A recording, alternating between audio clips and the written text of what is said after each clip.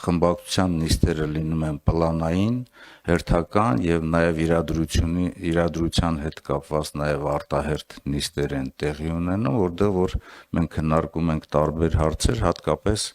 այսօրվա առօրյային, հատկապես անվտանգային եւ այլ խնդիրների վերաբերող հարցեր եւ մեր խմբակցության նիստում եւ ներսում տիրում է ներխմբակցային բազմակարծություն, ինչ վերաբերում է Լևոն Քոչարյանի պահվածքին, կարծում եմ, որ դուք ինքներդ տեսնում եք, որ այսօրվա իրականության մեջ բավականին թիրախավորել են եւ աննպատակ եւ տարբեր առիթ չեն օգտագործում քաղաքացիական պայմանագիր խմբակցության անդամները, նաեւ անհարկի անունը նշելու, մեղադրելու Լևոն Քոչարյանին եւ Լևոն Քոչարյանի գործունեությունը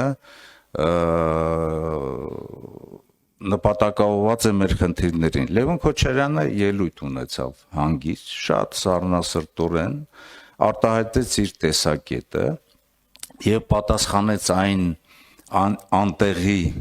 գործողություններին, որ վերջին շրջանում հրահրել էր ինքը անձամբ Նիկոլ Փաշինյանը, երբ որ ասում էր, որ դուք բոլորդ պետք է գնաք ԱԱԾ-ի պատվալներ, համբալ անվանելով եւ ազգային ժողովի ղեկավարն էր մեր կին падգամավորին ասում, որ ձեզ դուրս կշպրտեմ, այսինքն խոսույթ, որ անթույլատրելի է զուտ նաև մարդկային հարաբերություններում եւ անթույլատրելի է նաև երկրի ղեկավարներին, իրենք անձնական օրինակով դա հրահրել են։ Կարծում եմ, որ զայրույթից բռնկված է եղել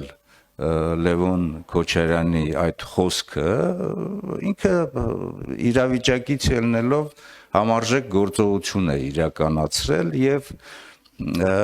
մենք այդ խնդրի շուրջը կարծում եմ, որ զրույցներ կունենանք եւ